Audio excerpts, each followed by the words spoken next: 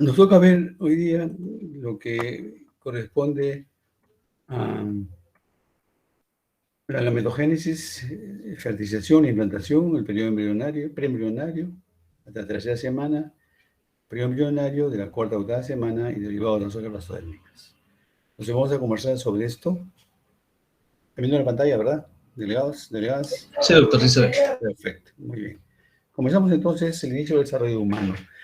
Cuando hablamos de desarrollo humano, tenemos que referirnos exclusivamente el momento del inicio de la formación del nuevo individuo, que es la concepción, o fecundación, o fertilización, como se le conoce. Luego pasa por una etapa embrionaria, un feto, hasta el momento de nacimiento, cuando se completan las 38 semanas o 40 semanas de gestación en la especie humana. Desde luego, desde el momento de la concepción hasta el nacimiento ocurren muchos cambios, que vamos a ver justamente los más importantes. El desarrollo no es más que procesos moleculares, genéticos. Cuando hablamos de desarrollo, no es solamente la fecundación de dos gametos, masculino y femenino, formación de cigoto, y el desarrollo, y luego la evolución de un cigote. No es así. Tiene que ver mucho procesos moleculares.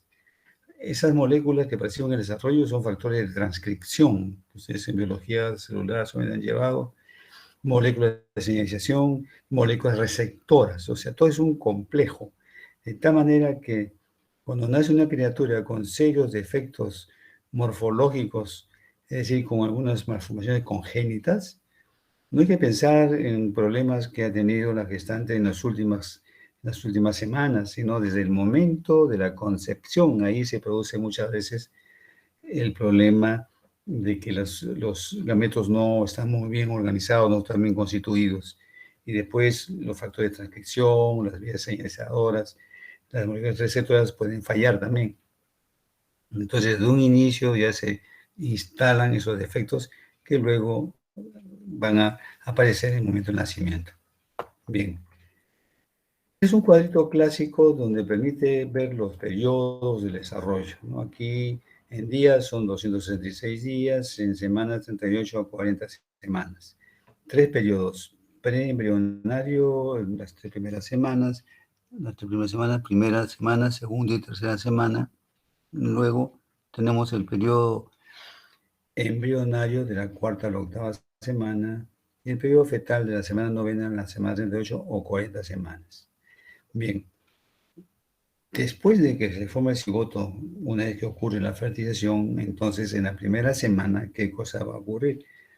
La segmentación del cigoto. Luego la formación de una mórula, la formación de un blastocisto, luego el traslado de este producto hasta implantarse en la mucosa uterina y se instala un primer disco embrionario unilaminar, una capita nada más. En la segunda semana se termina de implantarse el embrioncito, se forma otra capa. Si la primera fue en la primera semana hipoblasto, ahora en la segunda se llama epiblasto, ya son dos, de viene el nombre disco bilaminar. Y en la tercera semana aparece la tercera capa, entonces estamos hablando de un disco trilaminar, donde va a estar conformado por ectodermo, endodermo y mesodermo. Todo esto donde ocurre en un proceso complejo que se conoce como gastrulación. ¿Cuándo ocurre esto? Tercera semana. Entonces, hasta ahí es el periodo preembrionario. Hasta aquí es un disco. Luego ese disco va a plegarse y formar un embrión, en primer lugar, cilíndrico, y luego va a adoptar la forma en C, típico. En este lapso, la cuarta o octava semana, ocurre morfogénesis, organogénesis e histogénesis. O sea, este es el periodo crítico del desarrollo, cuarta o octava semana, porque está ocurriendo forma de los órganos, la instalación de los principales aparatos y sistemas, y luego, una vez que se han instalado los aparatos y sistemas, viene la diferenciación histológica. De tal manera que en el periodo fetal, que es de la novena a semana 38 o 40, el periodo fetal, ¿qué cosa ocurre? Crecimiento corporal. ¿Qué cosa es el crecimiento corporal? Aumento de masa, volumen, tamaño. En algunos libros van a ustedes a encontrar un término que dice desarrollo fetal. No es correcto decir desarrollo fetal porque el desarrollo, como les decía al inicio, es un proceso complejo, netamente genético, donde hay genes del desarrollo específicos. Ya en el periodo fetal ya no hay más formación de órganos, ya están todos formados. Lo que ocurre en el periodo fetal es el funcionamiento, la maduración de los órganos y tejidos que se habían conformado justamente aquí, en ese periodo embrionario. Entonces, el desarrollo fetal, cuando se habla de desarrollo fetal, se está refiriendo a la maduración de los órganos que aparecieron ya en el embrión, pero ya no se forman más. Órganos en el periodo fetal ya están formados. Funcionan todos, excepto un aparato que no funciona. Es el aparato respiratorio. Los pulmones se forman, por supuesto, pero el feto no respira por sus pulmones, sino por la placenta. Es el que le brinda el recambio de oxígeno y dióxido de carbono. Y luego viene el nacimiento. Ahora ustedes dirán, ¿pero por qué yo tomo 38 y 40 semanas? Bien, 38 semanas es considerando que se ha producido la fecundación en la mitad del ciclo, ¿no? La mitad del ciclo. Un ciclo de 28 días en la mitad del ciclo 14. Y 40 semanas sin considerar el ciclo, ¿no? Sino solamente tomando la última fecha de regla, o sea, el FUR, fecha última de regla, 40 semanas. Por eso que tomamos con 38 y otros como 40 semanas.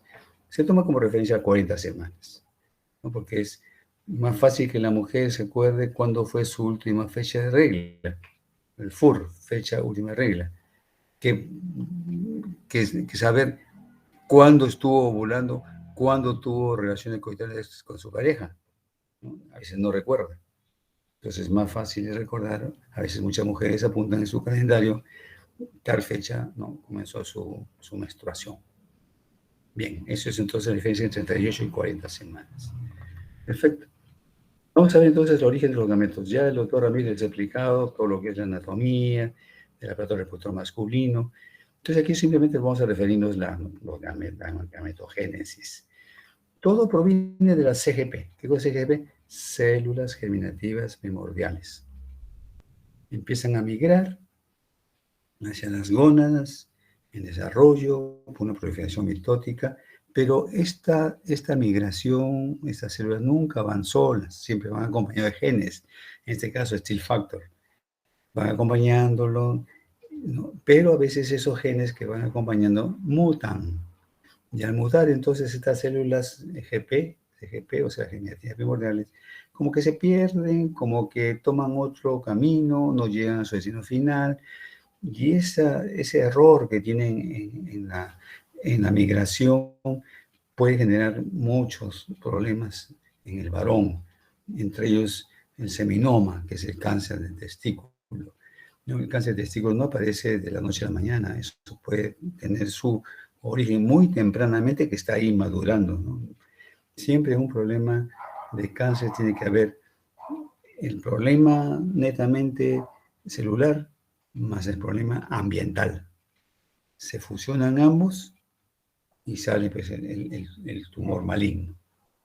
Podemos tener la carga genética, podemos tener la alteración, pero no encuentra el factor ambiental, entonces no se va a manifestar y así de una manera súbita, ¿no? El problema del seminoma. Bien. Aquí tenemos entonces cómo las células germinativas primordiales van migrando, ¿no? Van migrando hasta alcanzar aquí la gónada, ¿no?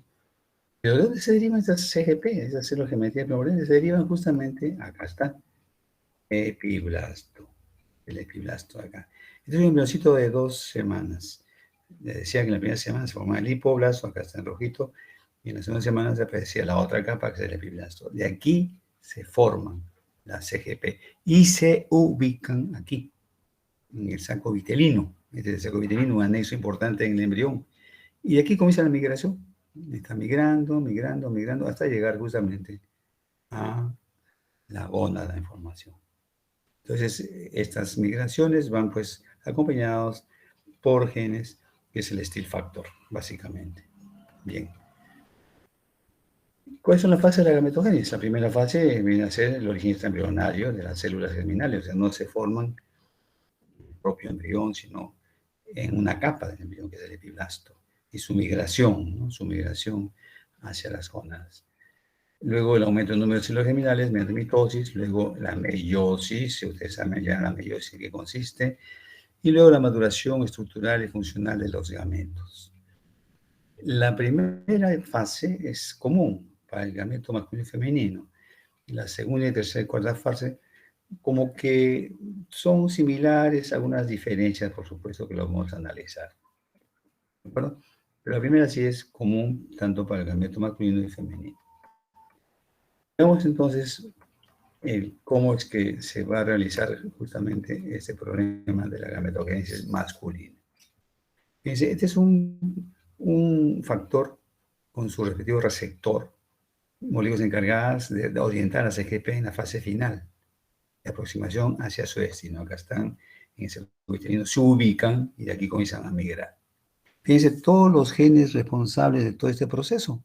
Ahí tienen los genes: migración, sobrevida, migración, especificación, proliferación, desarrollo, desconocida, desarrollo, diferenciación, determinación, tejido celular general. Todos esos son los genes y sus marcadores correspondientes.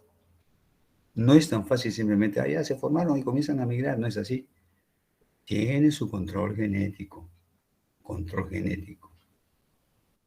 Fíjense, cuando las células entonces pierden, se extravían, se pierden, ven ustedes, aparecen esos tumores. Eso se conoce como teratoma sacrococcidio o teratoma, ven ustedes, tremendo tumor en la cavidad bucal. Indudablemente que los fetos que presentan estos cuadros son incompatibles con la vida extrauterina, ¿no? Entonces se puede presentar en el mediastino, en la región sacrococcidia y también en la región bucal, ¿no? Bien. Esta es la espermatogénesis, en los testículos, ¿no? Comienza todo el proceso de mitosis, espermatogonias, luego viene el problema de la primera meiosis, reducción, ¿no?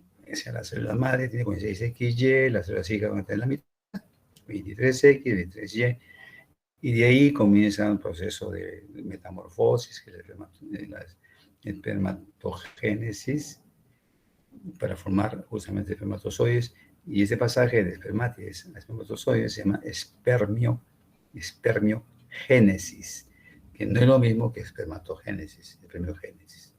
Bien, indudablemente que aquí a la microscopía electrónica se ha visto que existen dos tipos de espermatogonias, tipo A, tipo B. ¿Cuándo empieza este proceso de espermatogénesis en el varón? Normalmente este proceso de espermatogénesis en el varón empieza en la pubertad. Quiere decir que antes de la pubertad un niño aún no tiene espermatozoides, a no ser que presente un cuadro de pubertad precoz. Puede ser, claro, hay también cuadros de pubertad precoz. Pero normalmente un niño recién empieza su proceso de espermatogénesis en la pubertad. ¿Y cuándo termina? Hasta la muerte del individuo. Claro, si comparamos, por ejemplo, acá los compañeros, hacemos un seminograma versus un varón de 60, 70 años, indudablemente el volumen del líquido seminal, el número de espermatozoides, la calidad de los espermatozoides van a ser menores, indudablemente, ¿no? El envejecimiento es inevitable. Envejecen tanto las células somáticas como también las células sexuales. Pero en el caso del varón es desde el momento de la pubertad, empieza y termina hasta la muerte del individuo. Bien. Indudablemente, las células espermatogenéticas son de tipo A, tipo B, que solamente se ven, les decía, en la microscopía electrónica. Primario, la primera división meiótica; secundario, la segunda división meiótica; espermátides, espermatozoides, ¿no? Lo tenemos el tubo seminífero, pero estos espermatozoides en la luz del tubo no lo vamos a encontrar. Pasan rápidamente el epidídimo. En el epidídimo y van a iniciar un proceso de maduración que lo vamos a revisar por qué. Entre tubo y tubo encontramos estas células de Leydig, o células intersticiales, así se conocen también. Producen testosterona, que es la que mantiene prácticamente todo el proceso espermatogenético. También la testosterona es la que maneja justamente los caracteres sexuales secundarios del varón, ¿no? La libido, todo lo que es relacionado con las caracteres sexuales secundarias del varón, crecimiento, barba, bigote, cambios en la voz, es decir, la musculatura, los huesos tienen mayor masa, etcétera, etcétera. Todo se debe a la testosterona. ¿Quién produce testosterona? Ahí lo tenemos. Células de Leydig o células intersticiales que se encuentran entre tubo y tubo en los espacios intersticios. Encontramos las células de Leydig. Entonces, en dirección centrípeta, o sea, hacia el centro del tubo seminífero, y encontramos justamente todas las células de espermatogénesis. Y algunas células, por ejemplo, como estas de acá, las células de Sertoli, esta de acá. Las células de Sertoli, que son los encargados de una barrera hematotesticular. ¿Qué significa hematotesticular? Resulta que estas células impiden que ingrese hacia los tubos seminíferos algunos microorganismos patógenos que pueden ocasionar una piridinitis, una teferitis, o sea, problemas de orden infeccioso, como también algunas sustancias tóxicas, ¿no? Sustancias tóxicas, medicamentos que toma el varón o drogas. Entonces eso puede acarrear que la espermatogénesis varíe, ¿no? Y entonces vamos a tener problemas en la seminación. Bien, eso es entonces las células espermatogénicas. Nosotros en microscopía óptica solamente vamos a ver espermatogonias, pero sí, acuérdense que existe tipo A, tipo B. Bien. El pasaje de espermatocito secundario a espermátide y luego de espermátide a espermatozoide. Es un proceso de cambio, un proceso de metamorfosis, ¿no? Aquí ya no hay más divisiones, sino simplemente un cambio. Redondan las células de espermatocitos secundarios, se van alargando, espermátides, espermiogénesis, espermatozoide. ¿Cuál es la estructura de los tubos semíferos? Ya hemos visto, ¿no? Cuando se inicia la espermatogénesis, ya lo hemos mencionado, cuáles son sus fases: espermatogónica, espermatocitogénesis, meiosis, espermiogénesis. Célula de Leydig función, producción de los andrógenos, básicamente la testosterona, encargado pues de controlar esa espermatogénesis, encargado de controlar la libido en el varón y también los caracteres sexuales secundarios en el varón. La barrera hematotesticular, ya hemos mencionado, la célula de Sertoli, función no permite pues el ingreso de sustancias tóxicas o moléculas tóxicas o de microorganismos tóxicos. Está bien. Ese proceso de cambio, como vemos acá, es una metamorfosis, ¿no? Lo que ocurre en el espermatozoide es la formación de esta capita en la parte más distal de la cabecita del espermatozoide, que se conoce el acrosoma. En ese acrosoma vamos a encontrar enzimas que son muy importantes en las previas a la fecundación. Va a haber cambios nucleares, desarrollo del flagelo, reorganización citoplasma de los organelos, espermiación, que viene a ser justamente la salida de espermatozoides de los tubos seminíferos hacia el epidimo, donde va a ocurrir la maduración. Los matices no se ven más, entonces lo que ocurre, le decía, son cambios importantes, una metamorfosis, pasando pues a espermatozoides. Espermatozoides también se le conoce como metamorfosis espermática o espermiogénesis de espermátides a espermatozoides, espermiogénesis, metamorfosis. Espermatozoides se distinguen micro longitud. Tiene una cabeza, el núcleo, ahí se encuentra el acrosoma. Tiene un cuello, ahí se encuentran los centriolos. Una pieza intermedia donde se encuentran las mitocondrias. Una pieza principal, el sonema, es una vaina fibrosa. La pieza terminal también tiene su axonema, su cubierta y plasmalema. Ahí lo tenemos, la cabecita. Ahora, fijémonos aquí en la cabecita dos capitas. Fíjense, una capita externa, esta de acá, y una capita interna. Entonces, este es el núcleo. Entonces, es el acrosoma, ¿no? No olvidemos esas dos capitas. Cemento intermedio, ahí están las mitocondrias, y la cola flagelo es el principal, esa es la parte terminal, ¿no? Entonces, todo en conjunto, de la cabeza hasta el final de la cola, 65 micras de longitud aproximadamente, ¿no? Ahí tenemos. Y ahora este flagelo tiene una composición muy similar a lo que presentan los cilios. Cuando ustedes hablen de epitelios, van a explicarles ahí que hay una polaridad en las células epiteliales. Tienen una base y una parte apical. ¿No? Una base y una parte apical. Bien, los cilios en esa parte tienen microtúbulos centrales, un par, aquí son microtúbulos centrales, y microtúbulos periféricos. Idéntico a lo que presenta la cola o flagelo del espermatozoide. Estos microtúbulos periféricos están unidos por cadenas de proteínas. Una de ellas es la dineína. La dineína, que es una proteína importante, mantiene unidos estos microtúbulos periféricos, de tal manera que le va a dar cierta dureza, entre comillas, ¿no?, a la cola. De lo contrario, si es que no se codifica esa proteína, la dineína, esa cola es flácida. Y al ser flácida esa cola, pues no avanza en su trayecto hasta encontrar pues, al ovocito para fecundarlo. Bien. Un control hormonal del eje hipotálamo proficiario, por supuesto, ¿no? Recuerden ustedes, en la hipófisis hay las gonadotropas.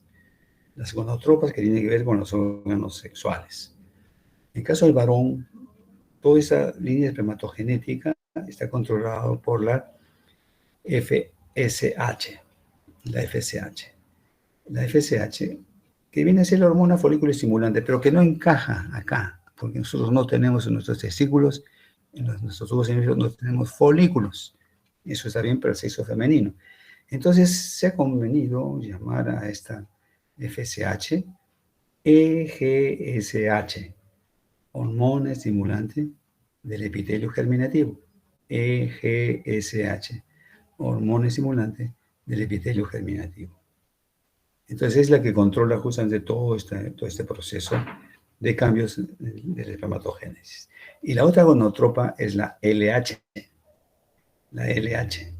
La LH sí conjuga con el sexo femenino, que es la hormona luteinizante, que es la que controla el cuerpo lúteo.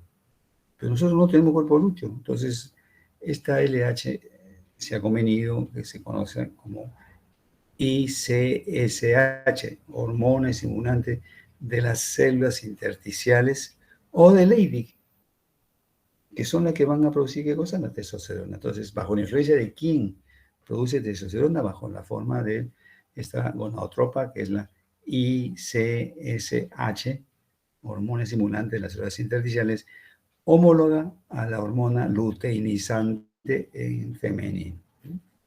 Esas dos gonadotropas son las que controlan todo lo que es la espermatogénesis y también, por supuesto, la producción hormonal. Bien, entonces este eje hipotálamo proficiario es importante en el control de las dos gonadotropas, o sea, la GSH y la ICSH. ¿Puede haber alteraciones a nivel de la carga cronológica? Sí, claro, nadie lo puede saber. Por ejemplo, esto es normal, 46XY o 44XY, como quieran. Lo normal es que pase acá el X y acá pasa el Y, pero fíjense acá, al dividirse la primera división meiótica, toda la carga XY pasa a una célula, la otra es nulisómica, 22,0, no tiene nada de carga. Y estos van a seguir pasando espermata y espermatozoide. Y el espermatozoide uno va a tener XY, y el otro no va a tener nada. Desgraciadamente, el ovocito al ser fecundado no tiene sensores para determinar si la constitución de la carga espermática es normal o anormal. Si fertiliza, por ejemplo, ese espermatozoide que lleva el XY, con el X que siempre va a tener el óvulo, que no va a dar XXY. ¿Qué síndrome es ese? El síndrome de Klinefelter.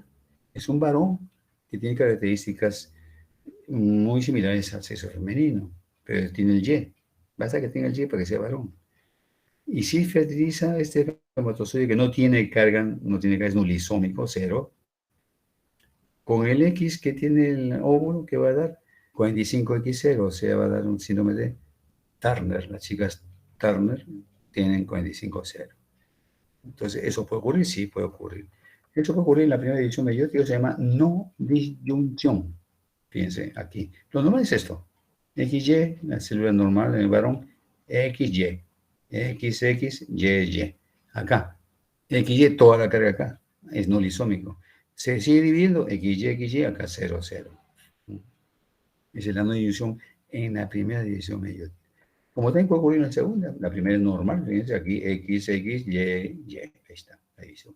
La segunda, XX, no lisómica, YY, no lisómica. ¿Sí? Entonces aquí, por ejemplo, si fecunda este espermatozoide que lleva XX con el X del óvulo, ¿qué cosa es eso? XXX, una super hembra, pero que tiene un retardo mental bien severo. Y acá, YY, con el X del óvulo, sería su fórmula XYY. Son los chicos YY. Estos chicos YY tienen acciones violentas, delincuenciales. Se ha hecho un estudio en Maranguita, donde están los delincuentes jóvenes, ¿no? Y tienen muchos de ellos los Y. La presencia de la carga Y los hace agresivos, antisociales, delincuenciales. Ahí está la célula Leydig, está entre tubo, ahí está la célula Leydig, se llaman células intersticiales, ahí está la hormona ICSH, hormona estimulante de las células intersticiales, homóloga a esta acá, a la LH, ¿no? En la mujer, LH, ¿no? Homólogas. Bien, para lograr fecundar, ¿cuántas etapas presenta? Maduración. Espermatozoides recién formados de los tubos semíferos se han puesto en ensayo, en experiencias, con un ovocito en las condiciones óptimas para fecundarlo, no lo fecunda, no lo fecunda. Necesita madurar. Bien. Y aún espermatozoides maduros en el epidídimo se han extraído con micropipetas, se han hecho in vitro, tampoco lo fecundan. Necesitan, ¿qué cosa? Capacitación.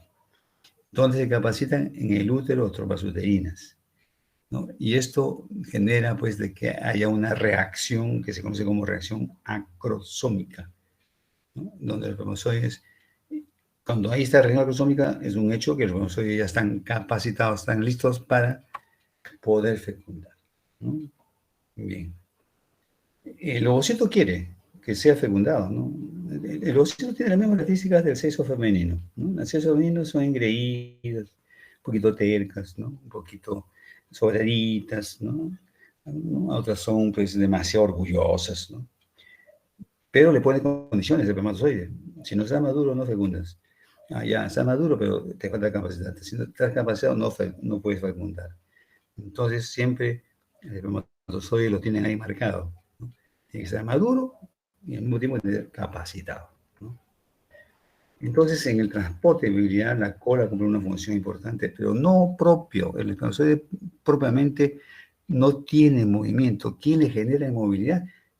El epidídimo tiene su epitelio pseudoestratificado con estereocilios que se manejan, se mueven, crean una corriente. A nivel del cuerpo uterino, trompa uterina tiene también sus cilios, generan corrientes, ¿no? Para que vayan transitando el espermatozoide, ¿no? Entonces, el transporte por contracción y movimiento de los cilios de la luz o luminales, ¿no? En el aparato genital femenino. Bien. Ahí tenemos el epidídimo, ¿ven? Aquí están los espermatozoides madurando, ahí está el epitelio, estos estereocilios, un epitelio pseudo-edificado cilíndrico ciliado.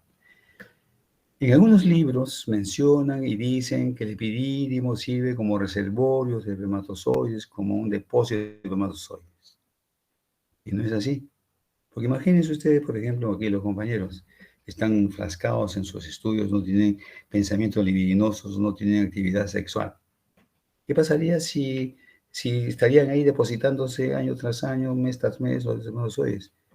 Y en un momento que ya no pueden caminar bien, van a caminar como Robocop, ¿no? Como Robocop. Pero no es porque hayan ahí un acúmulo de espermatozoides. Si no hay eyaculación, y estos espermatozoides, si ustedes cuando estudian el epitelio, los epitelios van a decir que una de las funciones de los epitelios es la absorción. Ahí se reabsorben espermatozoides. De tal manera que van alcanzando su ciclo de vida de espermatozoides y van siendo renovados constantemente. la maduración, o la espermatogénesis tiene un recambio constantemente, ¿no? Y entonces no es que sirva de depósito, de almacén. En algunas especies de animales sí. ¿Por qué? Porque la hembra está dispuesta en ciertas condiciones, o sea, lo que le llaman el celo o el estro, en términos médicos, ¿no? El estro. Entonces, el varón tiene que guardar todo su potencial espermático para que en el momento que la hembra está en celo, entonces él pueda fecundarla y de esa forma tener pues todas las características en la descendencia de los padres, ¿no? Eso, y sobre todo si tiene un buen pedigrí, entonces es importante eso. Por otro lado, la capacitación espermática, ¿qué consiste? Adquisición de un patrón de hiperactividad de espermatozoides. Fíjense acá.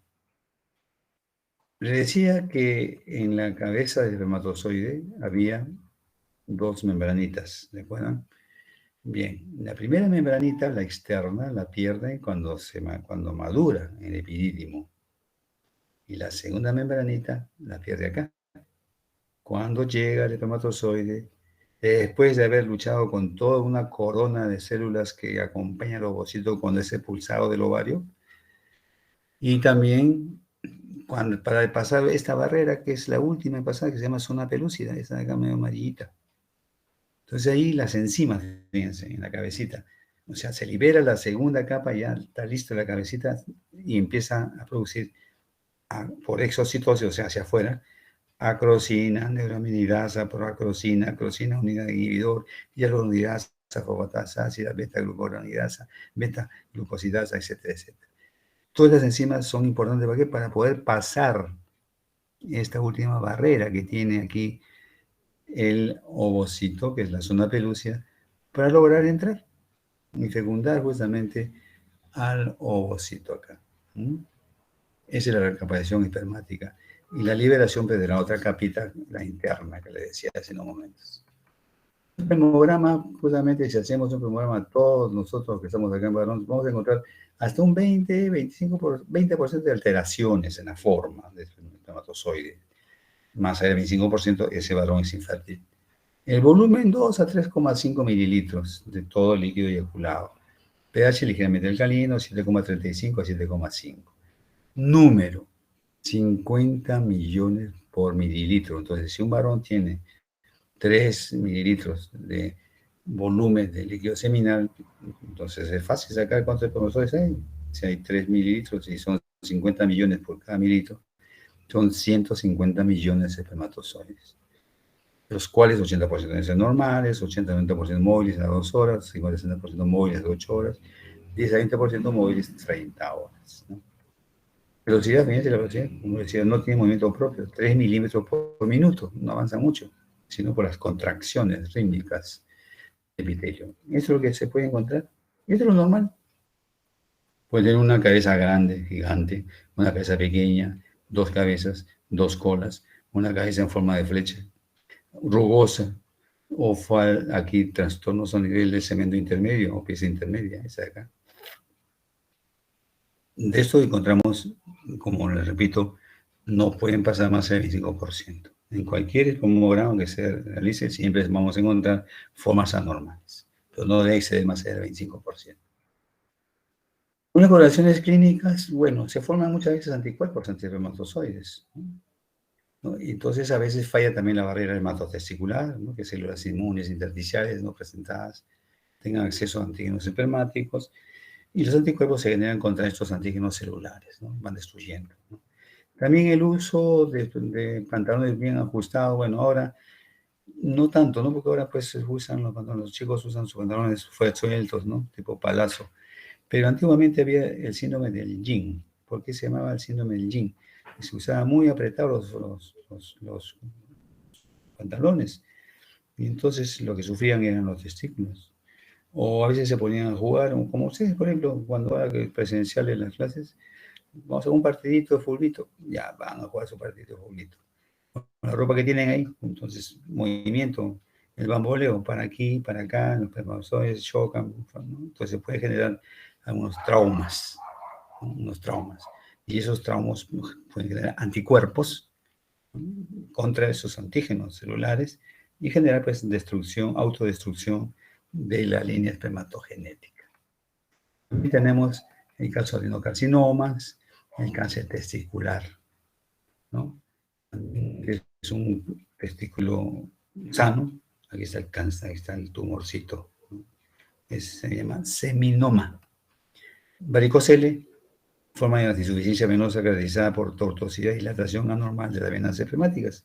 Ahí tienen ustedes. Esa es la varicocele, son las varices. La varicocele es una de las alteraciones frecuentes en el varón que es estéril o que es infértil, la varicocele. ¿Y eso por qué se produce? Porque, como les decía, vamos a un partidito de fulbito, ya, ¿cómo se mandan ahí con lo que tienen? Pum, el bamboleo para aquí, para allá, pum, pum, pues el testículo se lesionan entre sí. Tienen que usar el suspensor, eso es obligatorio. Si se quiere practicar un deporte, cualquiera que sea, vole, atletismo, heterofilia, ¿saben lo que es heterofilia, no? O sea, pesas, ¿no? Gimnasia, todo, tiene que tener la indumentaria para evitar justamente problemas posteriores. Trastornos de fertilidad masculina en la oligospermia. Pocos espermatozoides en comparación. O sea, estamos hablando de 50 millones. Entonces, un varón que tenga 10 o 20 millones es bajo. Astenospermia, problemas de movilidad, iteratozoospermia, alteraciones morfológicas y necrospermia son la presencia de espermatozoides muertos. ¿Y por qué mueren esos espermatozoides? De repente, tratamientos prolongados, antiinflamatorios o el uso de drogas sintéticas o el alcoholismo, ¿no? Puede generar pues muerte de las células espermáticas, eso se conoce como necrospermia. Bien. Una pregunta es acá sobre lo que es la gametogénesis masculina antes de entrar a la gametogénesis femenina. ¿Está claro? Bien, entonces vamos a la gametogénesis femenina. Ciclo sexual. Conjunto de mecanismos fisiológicos, anatómicos, bioquímicos, neuroendocrinos que se desarrollan en la mujer en el contexto biológico. Ahora bien, se inicia en la pubertad con la menarquia, que es la primera menstruación. ¿Y cuándo culmina? Con la menopausia, última menstruación. O sea, acá sí hay límites.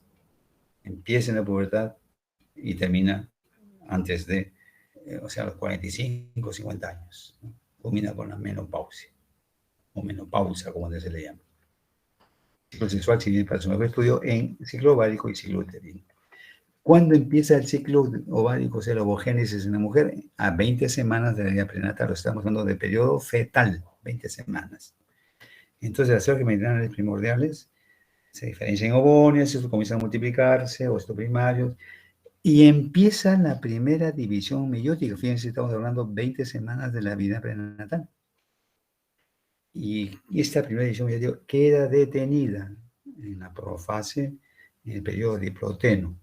Entonces, así nace la niña con sus ovarios conteniendo ovocitos primarios que habían iniciado la primera división meiótica detenida en la profase en el periodo de diploteno hasta la pubertad. O sea, del nacimiento de la pubertad no hay nada, no pasa nada. En la pubertad, con los cambios hormonales del eje hipotálamo hipofisiario, la presencia de estrógeno, presencia de progesterona, empieza, o sea, se retoma la primera división meiótica, o sea, había quedado en profase. Y entonces se pasa ya a ovocito secundario. Ovocito secundario. En el momento de la ovulación, lo que se expulsa no es óvulo. Lo que se expulsa es un ovocito secundario en metafase de su segunda división meiótica. Y solamente si es que penetra un espermatozoide para fecundar a este ovocito secundario, se transforma en óvulo. Si no, no. Entonces, en la especie humana, óvulo solamente existiría cuando un espermatozoide entra a fecundar al ovocito secundario, ahí cambia rápidamente, se forma el óvulo, expulsa el segundo polocito, y ahí es óvulo en la especie humana. Entonces, lo que se llama ovulación es la expulsión del ovocito secundario en metafase de su segunda división meiótica. Bien.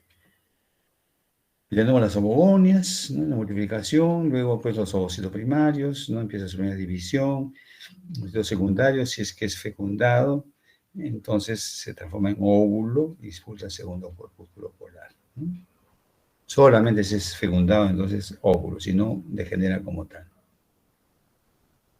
Los ovocitos no están solos, siempre van acompañados de células foliculares. Tenemos, por ejemplo, folículo primordial en las primeras fases, luego folículo primario, y luego en cada ciclo un grupo de folículos primarios crecen pasando a las siguientes fases, o sea, folículo preantral o folículo secundario, folículo antral o folículo en vía de maduración, y folículo preovulatorio, folículo de Graf o folículo maduro, ¿no? Se pasa por varias fases. Aquí tenemos las fases.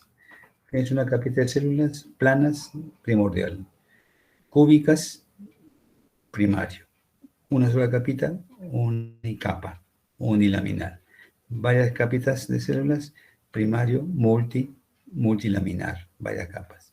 Pero la célula sigue siendo la misma, ovocito 1, ovocito 1, ovocito 1.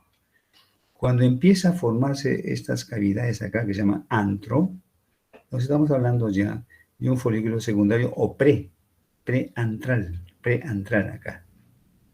Y cuando ya se pone de manifiesto aquí una tremenda cavidad antral, ese es el folículo antral, o sino también el folículo de Graf, un folículo maduro, ya está listo para ser expulsado el ovocito, acá está, en el momento de la ovulación. Ese es el folículo maduro, se abre la pared del ovario, o sea, se rompe la pared del ovario, o sea, algunas mujeres sienten cuando están ovulando porque les sale un chorrito de sangre en la mitad de su ciclo, porque se rompe. Y el ovario es ricamente vascularizado, por supuesto, como todo órgano. Entonces se rompe, expulsa este ovocito, este ovocito secundario, no, este ovocito en metafase de su segunda división meiótica, y los restos de este folículo que expulsó al ovocito está el cuerpo lúteo, acá está el cuerpo lúteo. El cuerpo lúteo comienza a producir hormonas importantes influenciadas por la LH, acá sí, la LH, y luego si no hay fecundación, este cuerpo lúteo degenera. ¿De qué forma? Este cuerpo albicans, cuerpo blanco, ¿no? Y nuevamente empieza el ciclo. Quiere decir que en la mujer cuando nace, hemos dicho, con sus ovarios conteniendo folículos y en su interior está el ovocito. Y a un número determinado de folículos y de ovocitos. No hay más formación de folículos durante toda su vida reproductiva. Entonces, si por alguna circunstancia, por ejemplo, no se produjo la cantidad suficiente de ovocitos durante el periodo fetal, 20 semanas, entonces esa mujer no va a tener la oportunidad de poder salir embarazada, porque hay poca cantidad de ovocitos, ¿no? Entonces produciendo pues un cuadro de infertilidad. 2 millones de ovocitos uno en la recién nacida. Aparecen solamente 700.000. Durante todo el periodo fetal, 2 millones, aparecen en la recién nacida 700.000. Prepubertad, 400.000. En la pubertad solamente quedan 10 a 40.000. ¿Qué pasó con el resto? Entra en un proceso de atresia folicular, un proceso de degeneración. Entonces, en la pubertad, 10 a 40.000, y de esos solamente 400 maduran, nada más 400 maduran. El transporte del ovocito es pasivo, es cogido por la fibra de la trompa y conducido al lugar donde espera el espermatozoide. Y el tiempo de vida tiene 12 a 18 horas aproximadamente. Bien, el tiempo de vida que tiene el espermatozoide es de 72 horas. Bien, este es el control hormonal. Tenemos el eje hipotálamo oficiario, las dos hormonas gonadotropas, FSH, la maduración folicular, acá está el ovario. En el momento de la mitad del ciclo, fíjense, aumenta el pico de ¿quién? El pico de la LH. Ahí se produce la ovulación, ahí está ovulando, se produce el ovocito, y entonces se produce la formación del cuerpo lúteo. Este cuerpo lúteo empieza a formar ¿qué cosa? Empieza a formar estrógenos, ahí está estrógenos, y también la progesterona. ¿Con qué objeto? Con el objeto de preparar justamente a este endometrio uterino para que en caso de que hubiera pues fecundación pueda recibirse e implantarse sin una dificultad. Como no ha habido fecundación, entonces los valores de estrógenos y progesterona caen, entonces se produce una deprivación de la preparación que había hecho el endometrio y se produce pues el flujo menstrual, esperando el próximo ciclo nuevamente con folículo primario, primordial, primario, secundario, preantral, etcétera, etcétera, ¿no? Entonces es un juego hormonal. Tenemos el endometrio y una capa funcional, una capa basal.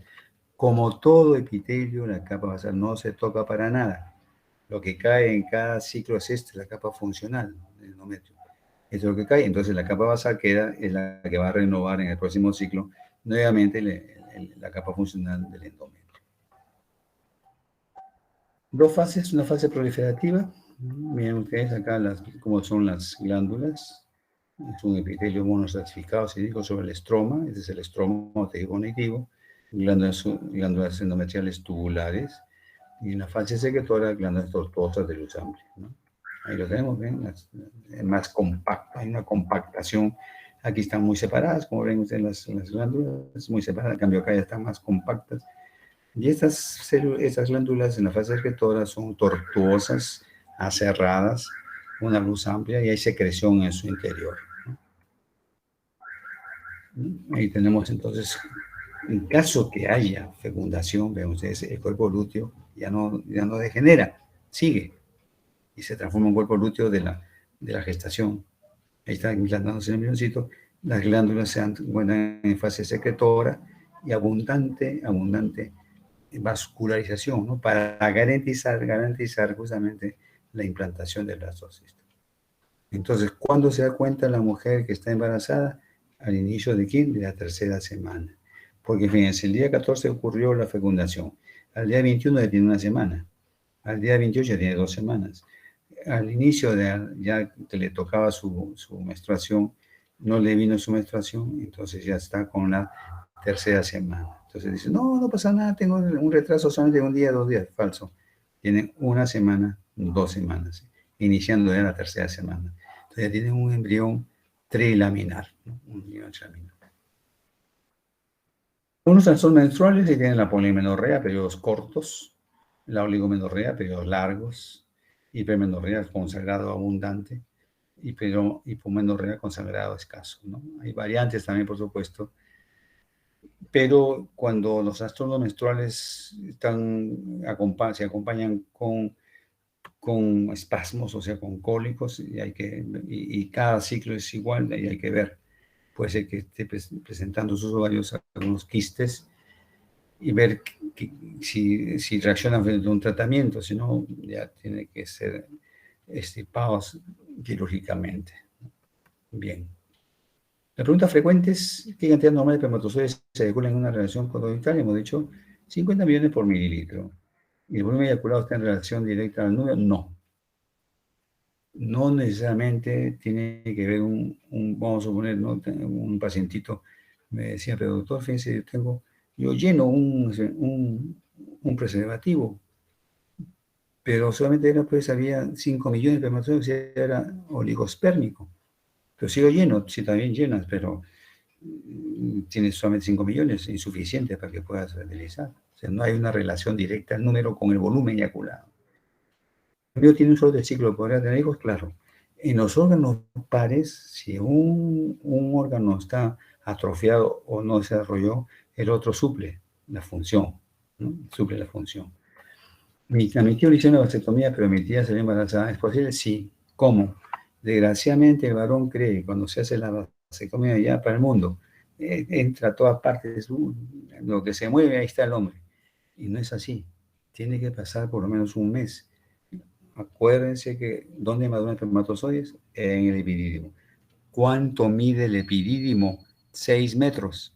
Solamente que está enrollado como un ovillo. Entonces se quedan espermatozoides ahí, por supuesto. Entonces, siempre se recomienda, después de una vasectomía, por lo menos un mes o 2 meses, utilizar preservativo como medida de prevención, si es que no quiere salir embarazada la mujer, ¿no? ¿Puede ser embarazada sin haber penetración? Puede ser, sí, claro. Cuando se tiene, por ejemplo, un himen, así de esta naturaleza, criboso, con puntitos, ¿sí? Entonces eyacula el púbero, el joven, y entonces aquí queda pues la masa de espermatozoide. Y si está en su en sus días, la mujer está en sus días fértiles, entonces fácilmente pueden ingresar espermatozoides. ¿Y no sexo oral puede ser embarazada? No, de una manera. En la mitad del periodo se puede sentir un dolor tipo hincada en el diente, sí, claro, que es justamente lo que le decía en su momento, la ruptura justamente, ¿no?, del folículo maduro. Y primero tuvo relaciones en los días fértiles, pero cuando le tocaba su regla le vino un hilo de sangre pensando que era su periodo. Después ya tuvo 2 síntomas de embarazo. ¿Cómo puede ocurrir esto? Cuando hay relaciones en los días fértiles y luego viene un hilo de sangre, es porque se está produciendo la implantación. La implantación, hemos dicho hace unos momentos, que hay una rica vascularización. Entonces, como el embrión se está implantando, necesita aferrarse a los vasos sanguíneos, entonces puede haber ahí un hilito de sangre, ¿no? Y eso quiere decir, pues, que está embarazada. ¿Si hay algún método para abortar? No. ¿Y cuándo se consigue un aborto? Cuando se interrumpe el embarazo hasta las 20 semanas. Después de las 20 semanas ya no es un aborto, sino es un prematuro, un prematuro. Ella tomó agua de orégano y ruda y le vino su regla de 2 días después. Necesito que eso es un aborto falso. De repente no estaba embarazada, ¿no? Y tomando, aunque sea agua, le vino su regla porque estaba pensando, ¿no? Si le engañó, Pepito le engañó a Rosita, entonces, ¿qué hago? Dice, ¿no? Entonces le cuenta a su mejor amiga. Y su mejor amiga, que ella tuvo ese problema, dice, no te preocupes, porque yo tenía una amiga, ella misma es, de que tomó agua de orégano y ruda y le vino su regla. Entonces la chica desesperada porque Pepito la ha abandonado. Entonces toma. Y le vino su regla, pero no era porque está embarazada, sino simplemente estaba pensando, ¿y ahora qué hago? ¿Qué le voy a decir a mi papá, mi mamá, mis amigos, etcétera, ¿no? Bien. ¿Alguna pregunta hasta acá? Entramos ya a ver la parte de fertilización, ¿no? El transporte y vialidad, cuál cumple una función importante, el transporte con las contracciones, hemos mencionado ya, sustancias en el líquido seminal, también. Factores psíquicos, ¿qué tiene que ver el factor psíquico con el transporte de movilidad? En muchas mujeres viene el temor, el miedo al tener relaciones coitales de que pueda salir embarazada. Eso hace pues que genere a nivel de la glándula, la médula suprarrenal, una mayor cantidad de adrenalina. Y esa adrenalina hace posible que pueda producirse la eyaculación o que los vasoides puedan tener un potencial mayor de acción o que pueda producir también alguna adelanto de la, de la ovulación. ¿Sí? ¿Alguna pregunta? ¿Alguna pregunta? Entonces, por oxitocina, al momento de la excitación y el orgasmo también, ¿no?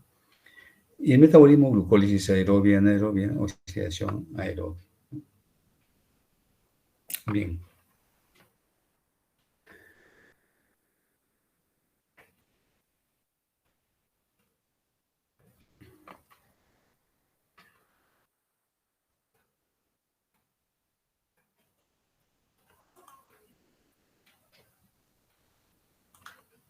Aquí vemos entonces cómo los espermatozoides empiezan a migrar. ¿Sí? ¿Alguna pregunta? Sí, profesor. Dime. Disculpe, ¿me podría explicar mejor sobre el folículo ¿Sobre qué? No, no, de no te escucho bien. Graf? De A ver, Graf. no, no, no, no, El espera. folículo de Graf. El folículo de Graf, ya, ya, Sobre el folículo de Graf. ya, bien. Voy a escribirlo. ¿Cómo? Acá tienes. El folículo de grafiano, folículo de Graf, es un folículo, acá está, un folículo maduro, donde ya está justamente el ovocito, está justamente listo para ser expulsado. Acá está el ovocito. Ese es el centro folicular, aquí hay un licor folicular, un líquido folicular rico en estrógenos, ayudado por las contracciones, por las prostaglandinas que se encuentran alrededor de este folículo, permite pues que este ovocito salga del folículo maduro de Graf y expulsa este ovocito, que no es óvulo, sino es un ovocito secundario en metafase. Eso es una división, esa acá. Y hemos dicho que solamente si es fecundado, entonces se transforma en óvulo. De lo contrario, no, degenera como tal, como ovocito secundario. ¿A eso te referías? Ah, sí. O sea, el Ya. folículo de Graf contiene al ovocito secundario. No, chica, no. Mira, hasta acá, primario, primario, acá. Hasta, fíjate, folículo de Graf primario también. En el momento que se expulsa, acá, en este caso, ahí ya se transforma en un ovocito secundario, acá. Pero aquí es primario también acá, por supuesto, ¿no? Entonces, horas antes de que se produzca la dehiscencia, la ruptura, entonces ahí ya se transforma en ovocito secundario. Pero acá, como ves en la imagen, sigue siendo ovocito 1, ovocito primario. Solamente que después ya, ante la inminencia que ya se va a romper este folículo, entonces cambia a ovocito secundario. Pero se queda en metafase. Tampoco no es un ovocito secundario completo, queda en metafase. Y así reseccionado por la fibra de la trompa, ubicado en el tercio de la trompa, en la porción más próxima a los cilios. Y entonces ahí comienza a esperar al espermatozoide. ¿Sí? Dime. Sí, profesor, ¿cómo se llaman los espacios que se comienzan a formar en el folículo secundario? Son el antro. Los antros, ya, gracias. Antro folicular, ¿no? Claro, antro, ¿no? En México los antros son las discotecas, ¿no? Que no es discoteca, son cavidades. ¿Alguna otra pregunta? Sí, dime. Sí, hola. Ya. Mira, los quistes ováricos generalmente aparecen por esto, ¿no? Que pueden ser de progesterona, o sea, por el cuerpo lúteo, o algunos folículos que no han entrado en atresia folicular, que han desaparecido, sino que se quedan ahí y comienzan a englobarse, llenarse de líquido, que realmente son estrógeno y progesterona, en esta parte de acá, ¿no? Por eso que reaccionan muchas veces al tratamiento, ¿no?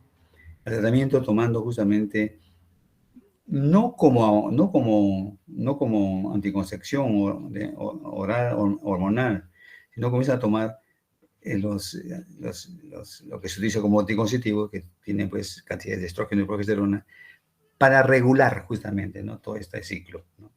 Pero repito, no como anticonceptivo.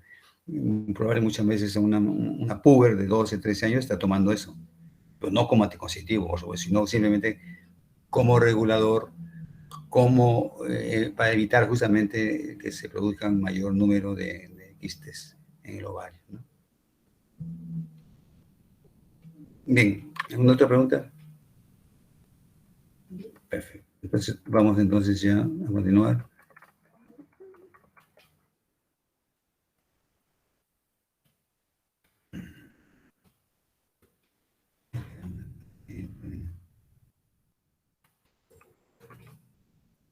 Entonces decía pues que cuando entran los espermatozoides, y están entrando,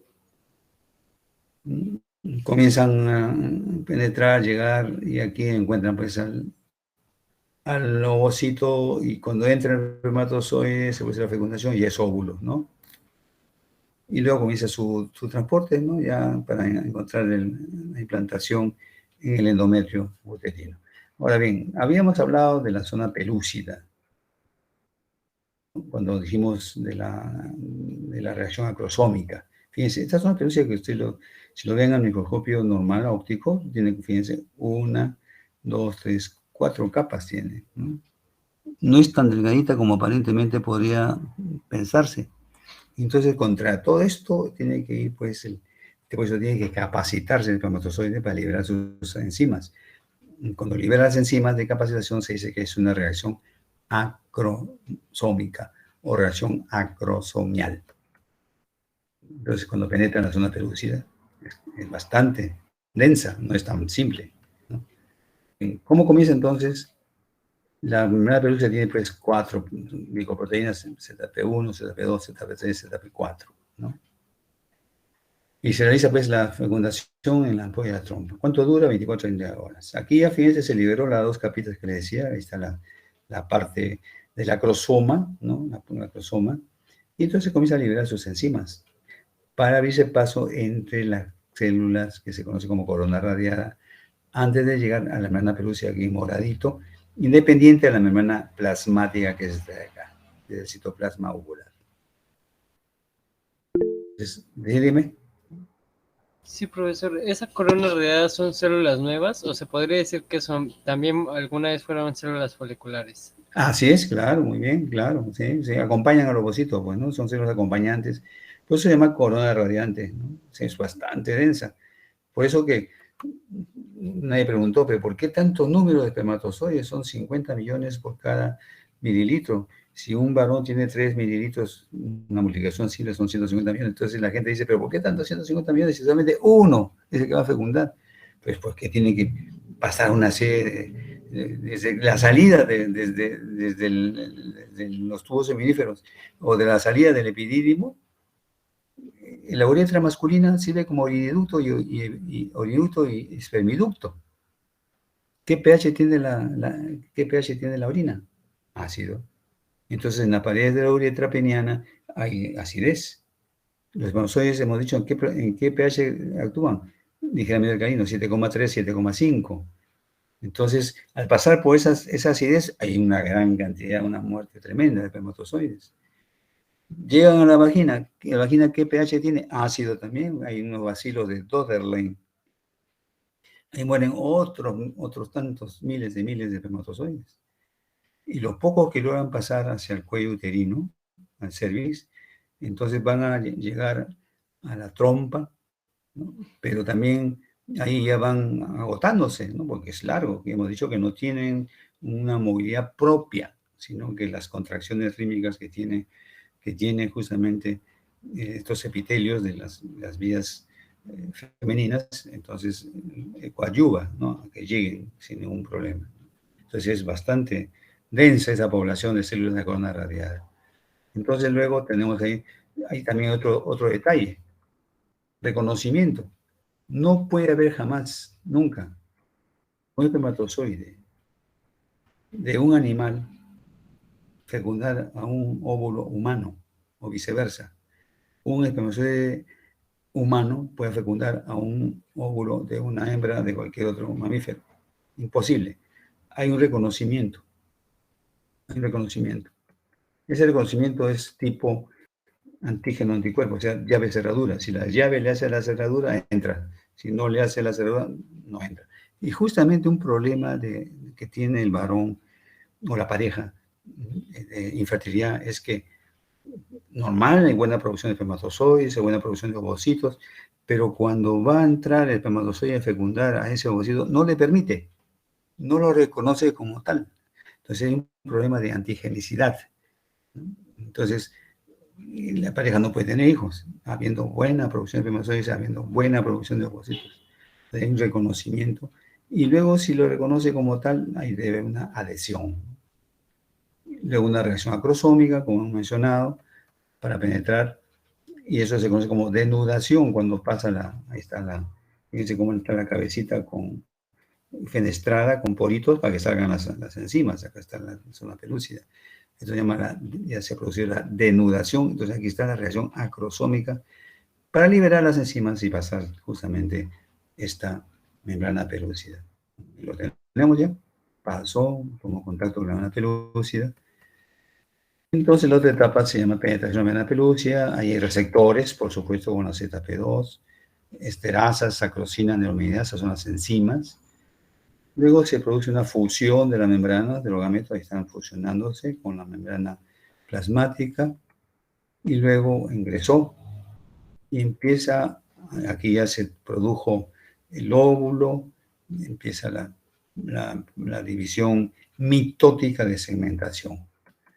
Dos fenómenos, hay un fenómeno primero, un bloqueo de la polispermia, o sea, la zona pelúcida se engresa más de lo normal para que ya no, fíjense cómo se quedan fuera, ya no pueden entrar, porque la especie humana solamente es monospérmica, entonces no permite que haya dos espermatozoides que ingresen. De ingresar los espermatozoides con el óvulo, eso se genera una triploidea, eso se aborta, ¿no? No puede seguir su desarrollo. Entonces, aquí el bloqueo de la polipermia, una reacción cortical, los ovocitos reanudan su zona de división meiótica, formación de los pronúcleos masculino y femenino, ahí están los pronúcleos masculino y femenino. Fíjense, aquí está la membrana pelúcida, permanece ahí toda intacta, porque se ha producido una reacción cortical para que no penetre otro espermatozoide. Luego, después del reconocimiento, hay los fenómenos nasingamia y anfimixis. Los pronúcleos rompen sus cariotecas, la singamia. Se produce la metafase de la primera división mitótica. Aquí está, se ha roto ya las cariotecas, eso se llama singamia. Y entonces va a comenzar su primera división de segmentación que se conoce como anfimixis. Anfimixis, la primera segmentación es anfimixis. Y ahí termina la fertilización.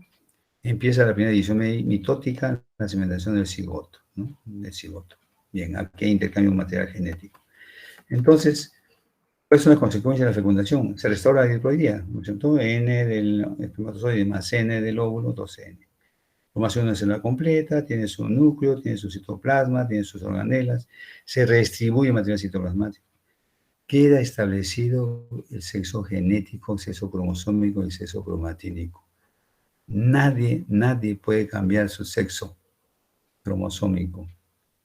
Muchos dicen para explicar su orientación de género, dicen, no, yo nací homosexual. No, no hay genes homosexuales. Los genes son X, en el X y en el Y.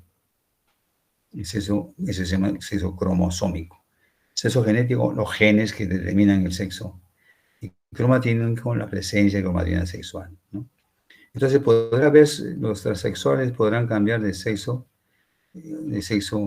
digamos, anatómico, sí, puede ser, claro. Pero no pueden cambiar sexo genético jamás, ni mucho menos sexo cromosómico, porque sigue siendo un varón que les cernan pues, el pene, los testículos, y le hacen una vaginoplastia, o sea, le hacen una vagina, ¿no? Pero sigue siendo varón, sigue siendo XY, igual que una mujer, le pueden poner un pene accesorio, pero sigue siendo XX, ¿no? Eso no cambia. Imagínense cambiar todas las millonadas de células que tenemos, cambiando del XX, es difícil, ¿no? Se me inicia la segmentación o clivaje. Claro, respetamos función, ¿no? Sí, dime. ¿Te escucho? Sí, profesor. Sí, Sí, profesor, muy buenas noches. hola. ¿Y eso cómo podría estar acorde con la ambigüedad genital?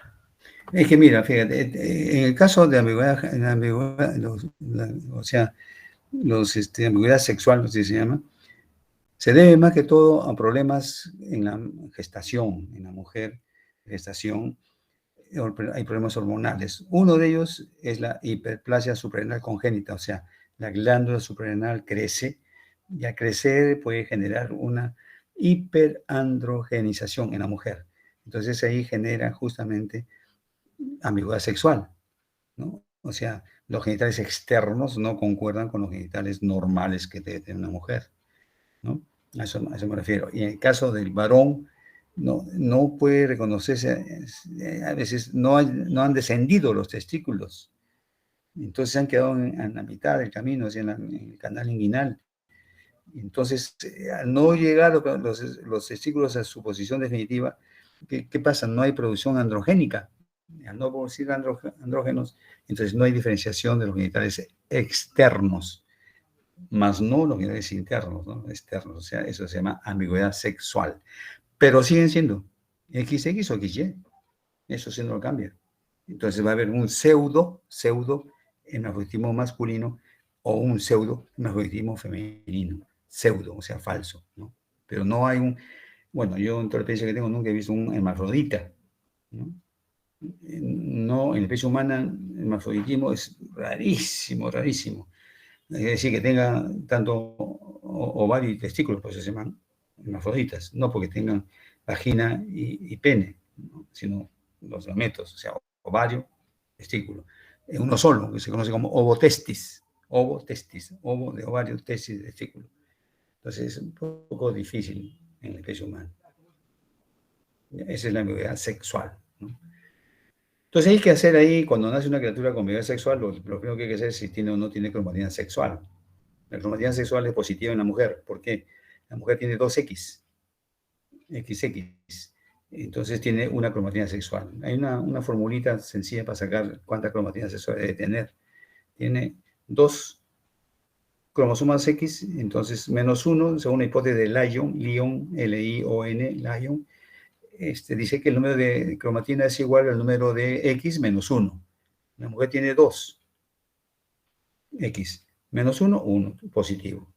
Nosotros varones tenemos XY, un X, -1, 0, no tenemos. En caso, por ejemplo, del varón que tiene cromatina sexual es un Klinefelter. El Klinefelter es un varón XXY, o sea, tiene 2X, -1, una cromatina. Entonces, es un varón que tiene cromatina, pero es una cromosomopatía, o sea, es un cromosoma X extra, ¿no? Es una trisomía, prácticamente, ¿no? Bien. Y patología, la esterilidad, la superfectación y superfecundación. Son raros la superfectación y superfecundación, ¿no? La superfectación es que habiendo ya un feto, puede aparecer otro, ¿no? Como de otro varón, ¿no? Es raro, ¿no? Y la superfecundación, muy similar, ¿no? No se han visto casos, o sea, casos rarísimos, ¿no? De superfectación, superfecundación. Esos son los métodos anticonceptivos, ¿no? Femeninos, masculinos, métodos permanentes, femeninos, masculinos. Ahora está apareciendo, pues, la píldora siguiente, AOE. ¿Qué cosa es AOE? Anticoncepción oral de emergencia. Como se dice, emergencia, pero no es un método anticonceptivo. Realmente los jóvenes ya dicen, ya para el mundo, ya no hay problema. Se van a su fiesta arcoíris o su fiesta semáforo, no hay problema, tomo mi pastilla de AOE y listo. Va a ser gratis, entonces no hay problema. 3 mecanismos. Impide la ovulación, dificulta el transporte de espermatozoides, impide la implantación. En ningún momento dice que es abortivo. La gente dice, sí, va a ser abortivo. No hay. Impide la ovulación, dificulta el transporte de espermatozoides y impide la implantación. Pero no es abortivo. Abortivo es la pérdida, ¿no? La pérdida de un producto, ¿no? Antes de las 20 semanas, hemos dicho. Y el embarazo solo se da a partir de la anidación del blastocisto en la mucosa uterina. Solamente ocurre eso, ¿no? Bien. Esto es lo que van a dar gratuitamente el Postinor, o sea, misoprostol es el más usado, ¿no? De la AOE. Pero también tiene sus inconvenientes, tiene sus contraindicaciones, porque son alta dosis de estrógenos. Y alta dosis de estrógenos puede generar problemas posteriores. La primera semana, entonces, comienza con la seminación cigoto, migración tubárica, formación de la módula, formación del blastocisto, inicio de la implantación. Y se forma la primera capa, el hipoblasto, la primera capita. Este es 2, 4, 8, 16, 32 células, ahí está. Fíjense, ese en celestito, en la zona pelúcida, no se pierde, ese blastocisto no se pierde. Recién, cuando se va a implantar, acá está la implantación inicial, pierde la membrana pelúcida, y entonces se forman 2 capitas, sincicio trofoblasto, digitiforme, y el resto, citotrofoblasto. En la primera semana se produce la implantación. Entonces, ¿dónde se produce la implantación? A los 5 días después que ha llegado el blastocisto. O sea, una vez que ha llegado el blastocisto, al 7º día, la primera semana, al día 12, o sea, 5 días después, ya está totalmente implantado. Lugar, en la parte superior del canal posterior, cerca del plano sagital en el útero, desaparece la membrana pelúcida, tiene que desaparecer. Fijación, es una implantación intersticial. Penetración, cierre y desidualización. ¿Quién controla la implantación? La HCG, la hormona gonadotrofina coriónica, que es la que se utiliza para determinar si una mujer está embarazada o no está embarazada, ¿no? La HCG. Y los estrógenos, y también, por supuesto, otras hormonas. Ahí están, en el momento de la implantación. Cómo recorre, y ahí está implantándose, ¿no? Esta masa que vemos acá medio verdosa clara, ese es el sincicio trofoblasto. Y lo que queda todo verdecito es el citotrofoblasto. Entonces, ¿lo que es el embrión? El blastocisto, ¿no? Blastocisto. La patología de la primera semana, infertilidad, implantaciones ectópicas, abortos tempranos, muerte del cigoto, aberraciones cromosómicas, embarazos múltiples. Múltiples, o sea, los mellizos y los gemelos. No porque sean anormales, ¿eh? De repente algunos de ustedes son mellizos o gemelos, sino simplemente que lo normal en la especie humana es uno. Si tiene dos, o tiene tres, o tiene cuatro hijos, en el mismo embarazo, ya es fuera de lo normal, pero no porque sean anormales, ¿no? Esos son los embarazos ectópicos. Puede ser, fíjense aquí, a nivel de la fímbria de la trompa, puede ser a nivel de la ampolla, puede ser a nivel del istmo, o puede ser en la región intersticial. Donde es más frecuente es en la región ampular, en ampolla, acá está. ¿Cuánto? 54%, versus 17% en las fimbrias, versus 25% ísmico, versus 2% intersticial. También puede ocurrir en el mismo ovario, 0,5%, o también en la implantación baja a nivel del cuello uterino, 0,3%. Y fuera, fíjense, ha visto casos de embarazo ectópico abdominal que si llega a término, acá está, o en el fondo del saco de Douglas, aquí, ¿no? Fuera del útero, fuera del útero. También tenemos aquí el aborto, es la interrupción del embarazo, cuando el feto tiene ya 10 o más semanas de edad morfológica. Esa interrupción ocurre entre las 10 y 20 semanas, cuando el feto tiene una masa de 500 gramos, un aborto tardío. Y se cura a la semana 21 en adelante, con un mayor de masa de 500 se le considera nacimiento prematuro, ¿no? Más allá de las 20 semanas. ¿Está claro? Es el momento del aborto provocado, fíjense. Cómo se va jalando con unas pinzas, se va destruyendo el fetito, se va destruyendo el fetito. Es un crimen eso, ¿no? Entonces, miedo por falta de capacidad económica para mantener al hijo, es uno. Miedo a lo que digan sus padres o demás personas. Miedo a los 9 meses de embarazo y el dolor del parto, porque no saben quién es el padre, o violación, ¿no? Entonces, ese es el problema que se presenta cuando es provocado el aborto. Los múltiples dicigóticos son los mellizos, 2 óvulos, cada uno con su espermatozoide. Si es trillizos, 3 óvulos. Si es cuatrillizos, 4 óvulos. En esos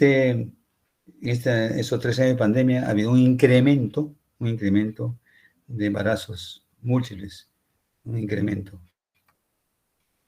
Monocigóticos son los gemelos verdaderos, ¿no? 2 idénticos, dicoriónicos, diamnióticos, 35%. Mono, o sea, una sola cavidad, monocoriónicos, 2 años, 65%. Y monocoriónicos, monoamnióticos, fetos, parásitos y siameses. Por ejemplo, vemos acá los siameses. Unidos por el tórax, son toracopagos. La separación es difícil porque tienen órganos comunes, tienen un hígado, tienen un estómago, ¿no? Pero viven así su vida sin ninguna dificultad. La segunda semana, semana de los dos capas, epi e hipo, 2 cavidades amnióticas, saco-vitelino, 2 capas de trofoblasto, cito, ahí está cito, esto es verde claro, y sincicio, verde oscuro, ¿no? Fíjense cómo va penetrando, ¿no? No es como la gente piensa que solamente está aquí, nada más, ahí, penetra. Y por donde penetra vamos a ver que, fíjense ustedes, se va cerrando ya. A término, a la segunda semana ya está totalmente implantado. Entonces la gente piensa que si toma agua de orégano, ruda, o comienza a saltar, ¿no? Va a bajar este producto, es difícil. O comienza a bajar las escaleras así, ¿no? Largo, las escaleras, y llegan con una fractura de coxis y no pasó nada tampoco, ¿no? Porque ya está implantado. Fíjense cómo es, esta es una invasión para alcanzar vasos sanguíneos, para poder nutrirse el embrioncito. Ya al término de la segunda semana, fíjense, tiene sus incisios, son lagunas trofoblásticas, cito, que tienen el embrioncito, es azul y amarillito, epi, hipoblasto, 2 cavidades, cavidad amniótica, cavidad del saco vitelino.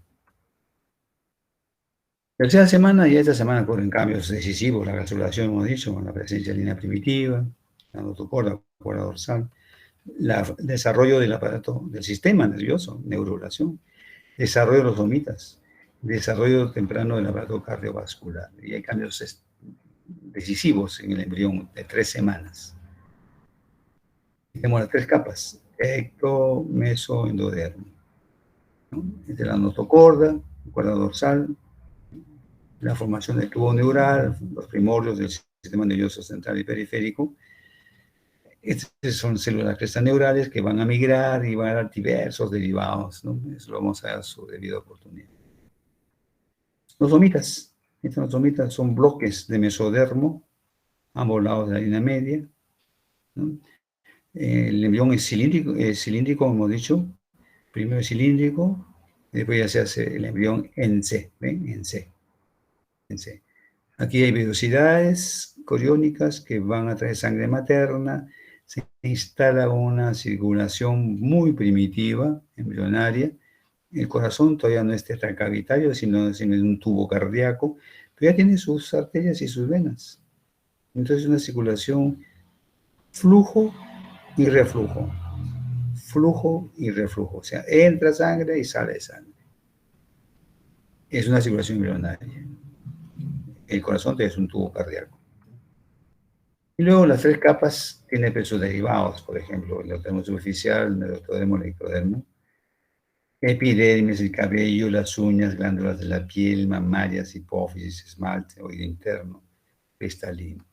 Y el neuroectodermo, el tubo neural, ganglios, médula adrenal, dentina, melanocito, que da color a la piel, cartílagos, faringios, huesos de la cara, y lo que es el tubo neural, todo lo que es la retina, epífisis, hipófisis posterior, el sistema nervioso central.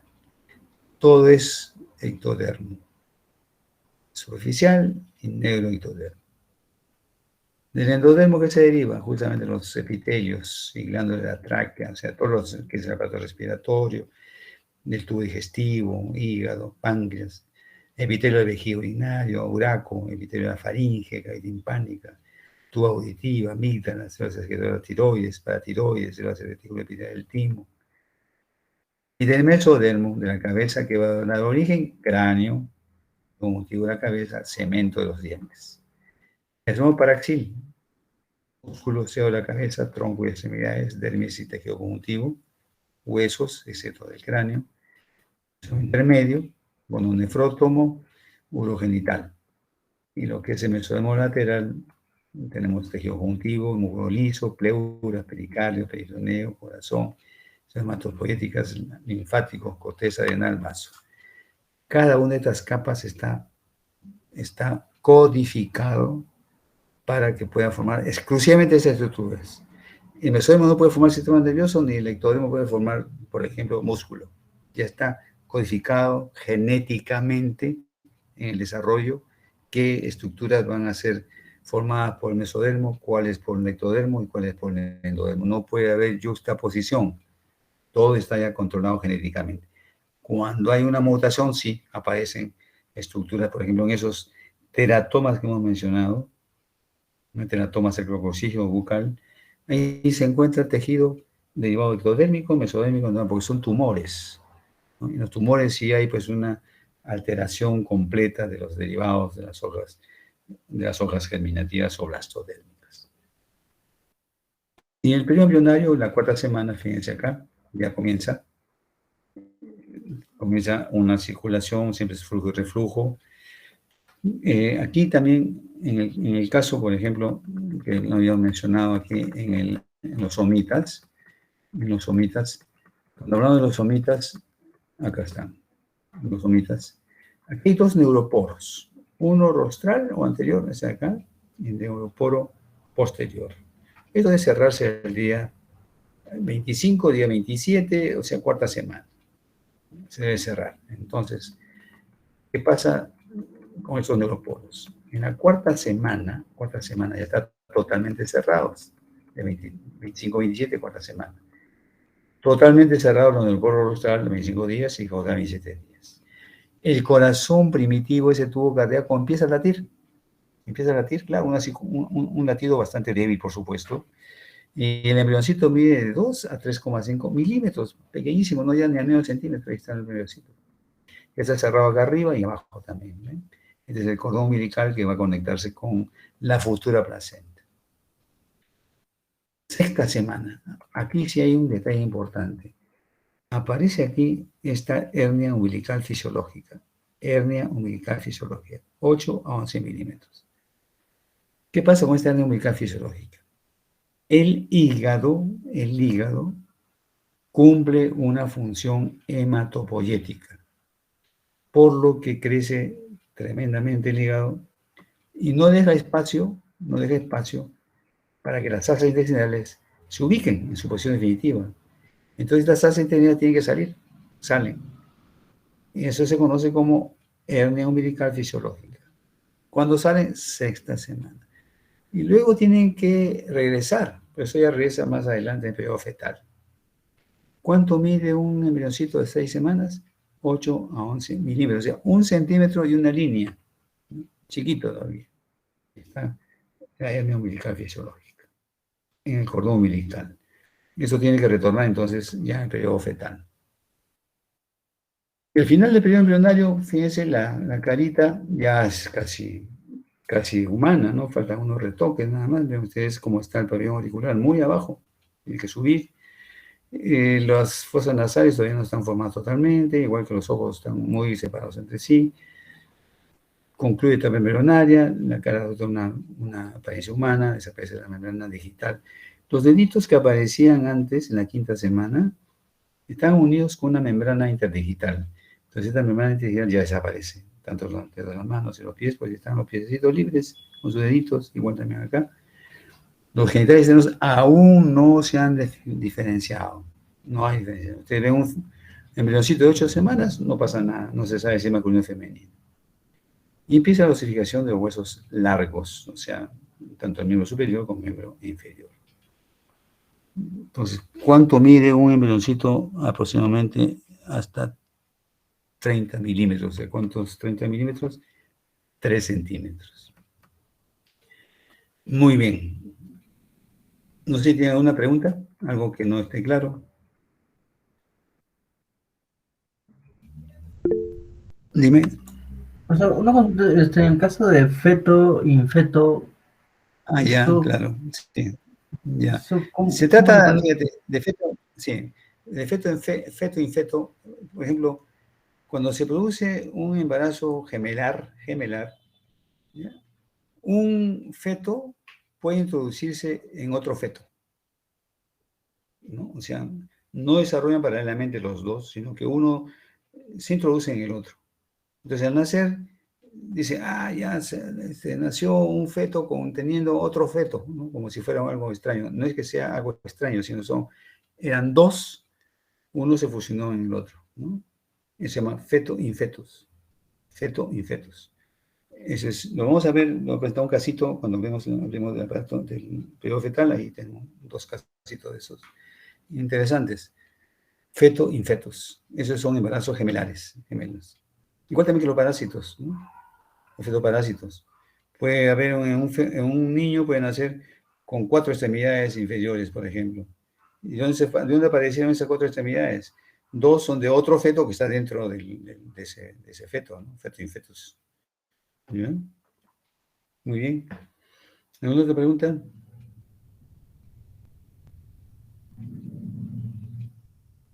Muy bien. Delegadas, estamos en la hora 9:30, 45 minutos. ¿No? Soy muy fanático de la hora. Muchas gracias por la atención. Doctor Tulio, buenas noches. Muchas gracias, doctor. Ya, muy bien. Muchas gracias, profesor. Ya, perfecto. Entonces nos estamos viendo mañana a la hora normal de la práctica, 8 de la mañana. Bien. Ya nos estamos viendo Moisés Ochoa. Perfecto. Chao, chao. Muchas gracias, profesor. Muy bien. Hola, profesor. Al contrario, gracias a ustedes por permitirme haber llegado a estas horas. Muy bien. Gracias también a ustedes. Nos estamos viendo entonces. Buenas noches, profesor. Ya,